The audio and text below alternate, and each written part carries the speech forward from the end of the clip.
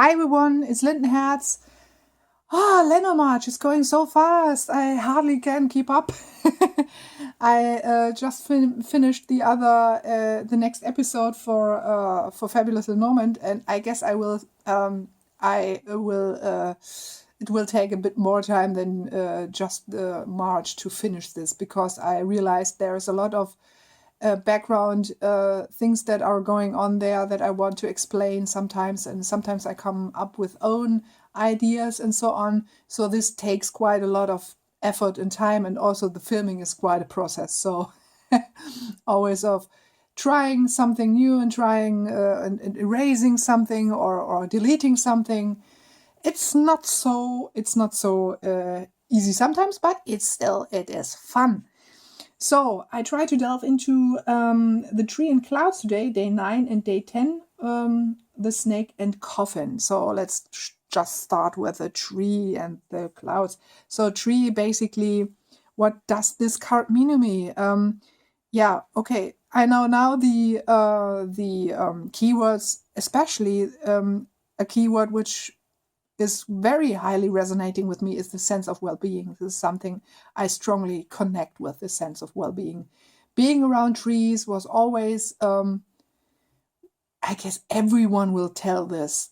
I don't remember if I ever came across a person that said, oh gosh, those trees.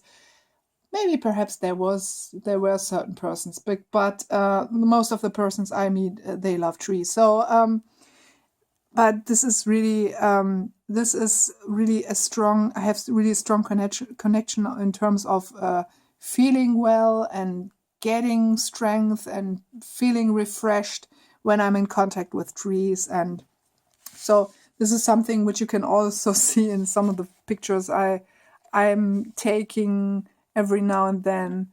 This is a gorgeous place near Hanover, which I want to share with you one day. I actually have a video of this place on YouTube. It's one of the very earliest videos. Places of Magic is the series called, but I never finished it really, and I try to redo it one day. And this is called the Valley of the Dwarf Beaches. We call it Züntelbuchen. And this is called not the valley, the alley. It's more a path than a forest, but you're feeling like in a fairy tale forest when you're in this place, and it's totally magical. So I love to delve into this kind of this mystical background of trees, if that makes sense at all. I don't know. I'm rambling at the moment, but I love to be there, and I guess you would also love to be there. And I will do a really proper video with this new camera here to be able to capture the beauty of this place. This is something I know. These are technically no eyes in the trees, but I love that. When I started to recognize them, it's something I really like, this kind of eyes of truth that are watching you.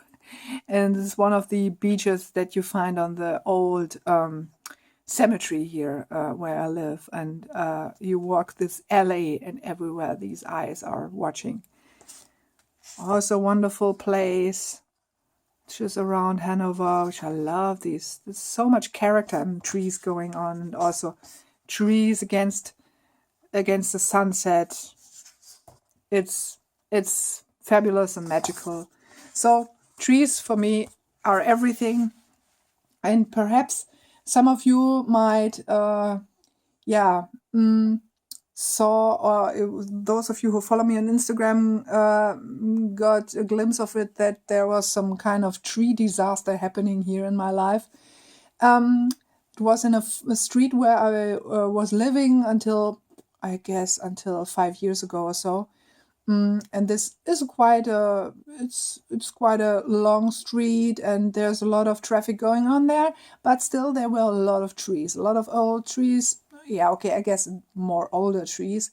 In this street, the name of the street, the part of the name of the street is Avenue, or we call it Chaussee, which, yeah, to me is essential. There must be trees in an avenue or in a chaussee. So when I came 2 days ago, when I came there on my way home from work, I was totally in shock because they chopped down so many trees there. It was not bearable anymore. I had to contain myself because I was nearly shortly before crying out loud because of this disaster which was going on there.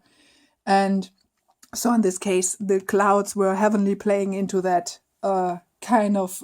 It really shook my sense of well-being in this on this day. So I guess it was yesterday we had to drive there also, or came across that street also, which was heartbreaking again for me. So I don't know if I will be able to go there to walk that street without feeling so terrible. Because I guess yesterday I counted 20 trees. So I guess they chopped down 20 trees or even more. There's a lot of construction going on in this street. So my boyfriend told me something is going on there, and I fear that a lot more trees will be chopped down. And my flat where I was living, before that flat, there were 3 linden trees that were right before my living room window, and it was always a wonderful thing to look out to these. It was like living in a tree house, and I loved that. And one of the trees is already missing, so basically this really was something I had. This is still something my heart bleeds when I think about that. This is too hard to bear. So this street was quite. I lived there after my mother died, and being there with those trees and living there close to these trees were initially part of my grieving process. So this is even harder to take. Yeah, what was the question here for this one was, what is something that clouded your sense of well-being in the past, and what did you do or are doing to overcome that? So basically a bit of that I already answered, but another thing which I always also had to struggle with some kind of not depression in that sense. Sometimes I tend to burn out. I now recognize there are cycles in my life where I feel a lot of energy, and this is where I'm burning high, like in December, which was untypical, like I told before. And in February, there was the low point. And back in those days, years ago, I really had to struggle sometimes. It was almost unbearable to work then, or I was simply unable to work. I was hardly getting out of bed, and it was really hard. Nowadays I'm getting I see the signs earlier. I see the clouds are on the horizon coming up, and try to slow down basically, and go out in nature and spend some time in nature. And if those clouds want to rain, want to come a rain out of it, then okay, then I just let it flow. It's okay, because I know after that I'm feeling much more refreshed and cleansed, so to speak. So in this case, it is something I can now more easily recognize. Sometimes it's still a struggle to react in a certain way, because sometimes you tend to feel the pressure of society and think, no, you have to stay strong. Why are you so weak, and so on. So, but I try to honor my inner cycles more now, and even more now. Since I'm working with the elements, and also with the Wheel of the Year, which is really powerful tool to also recognize and accept your inner cycles, that you have your kind of, yeah, the seasons, some kind of inner seasons that you have. Sometimes these seasons are not in sync with the seasons outside. So sometimes you feel much more like winter and summer, and other way around. So basically this time, okay, December was really quite unnormal warm here in Hanover. Now it's quite cold. But I also felt this kind of high energy in me, which was untypical. And but when I'm feeling this now, I try to make the best of it. I try to use it because I know that there will be times when I'm not feeling good at all, and when I try to cultivate the feeling that it's okay now to rest because I was so busy before. So this is something I try to honor more in my life. Onto the to the snake and the coffin, which is here the burial mound, when I remember it correctly, the word. And I really like about the Celtic Lenormand that you have two snake cards. So this one is basically looking more like the traditional one, which is about deception, I guess, which I don't like so much, actually. So this is already a bit part of the answering that question, which is basically talk about what these two cards mean to you, and then answer to the question: if you see the snake card as about deception, how do you put an end to negative or deceptive influences in your life?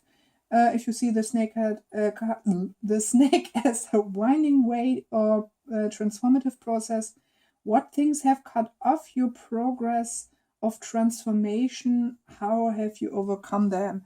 This is quite sometimes I guess I should look or should see should think about those questions a bit earlier than just right now, because at the moment I'm a bit blank on that.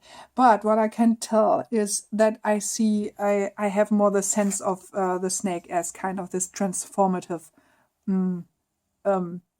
symbol. I see it as more transformative. And I really like that, like I said, that you have this card here.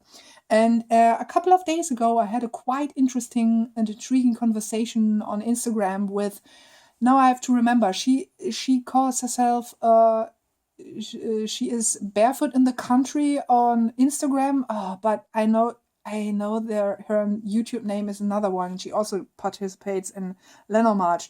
Sorry if I don't remember your YouTube name at the moment. I try to put it in now. And we had an interesting conversation, and also with another one who's also part in the Truth and Story company on Facebook on the private group. Because it was Chat. And his name on Instagram is also something about awakening a serpent or so. So the serpent was also part of it. And we also had a conversation with Anneke from Nobody Here. And it was quite an interesting conversation back and forth about the symbolism of this particular card and the snake in this card. So, especially Anneke told about that the snake is holy to some cultures. I guess she told about the Balinese culture. I hope I remember that correctly. And I also got the impression of this snake as being this kind of wisdom, that out of this raven grows the wisdom, that this is a transformation process that this raven is going on and is already intertwined with his wisdom, so to speak. So I see this kind of I see it more the snake in general, not here particular in the Lenormand. I see the snake in general more of kind of wisdom, but in terms of the snake card in Lenormand, I see it as this winding way, this transformative process, which can take quite long. Yeah, but to answer the other question, what things have cut off your process of transformation? How have you overcome that? It's not so easy. Try to think about something. I guess sometimes you're when you're so busy and don't reflect on things, or just being too much in your head, and don't take your time to reflect things. I guess this is the time when you're transformation process is stopping to some degree. At least I feel this way. So this is something I sometimes experience when I'm sometimes when days are very busy, when there's a lot of things that are going on, and sometimes I still tend to don't take time for reflection or so on, because I think there's no time, I have no time to do this. So, but basically this is something like nurturing yourself and taking time for yourself. And this is something I incorporate in my everyday life. But especially, like I said, when you have kind of high-paced days, you tend to not see it and have some kind of, I don't know how to call this in English, Scheuklappen, which you put on horses so they don't get crazy, these kind of things over the eyes. This is something I feel that I sometimes wear these things, these devices, which you can hear down below me is my dog, which is not happy at the moment. She wants some attention. So I don't know if this is a quite good answer to that, but basically finding time, finding even only 5 minutes or maybe 10 minutes of going inside, reflect. This is also a good way, or I see tarot as a good way to do this kind of things. When you draw cards, like within our Within Without Advice challenge, and journal about them, you're going deep inside, and this is also kind of what I see as a transformational process. So I see this in I have this kind of view on this kind of question, if that makes sense.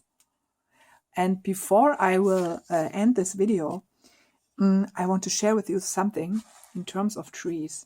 Some of you might already seen that on Instagram. This is my little oak prince, which I'm growing. I started this. This idea came into my mind last autumn or so. Last autumn, early winter, no, autumn it was. And I thought, how amazing could it possibly be to grow your own tree? And I thought, okay, I try to grow 3 trees, but unfortunately, the linden tree, this doesn't work at all. I don't know how to make it happen. I think I have to research a bit more about that. But this one and my horse chestnut they grow quite well. This one is still tiny. This is a slow growing tree, like you saw in the card from the Celtic LenorMarch. This takes time, but the chestnut grew really big. It's quite a long stem that she has already, but it's too long to incorporate it here. But this one is wonderful, and now I discovered there are more leaves coming since, I guess, 3 days ago I saw this. So I really like that. And I had to add my tutorial, although the tutorial is more guarding the horse chestnut. But now my oak prince can also have a company, and also has a crystal here. And I really like that. So much about those questions. And day 9 and 10, I will see when I can film the other one, maybe on the weekend. We will see us soon, or we will read us on Facebook, because now I'm on Facebook. Yeah, took me a long time. I know, but after this wonderful luring in by Kelly in her last chat video last Saturday, I wasn't able to resist any longer. So, wish you a wonderful start into your weekend, and until the next time, many blessings. Bye.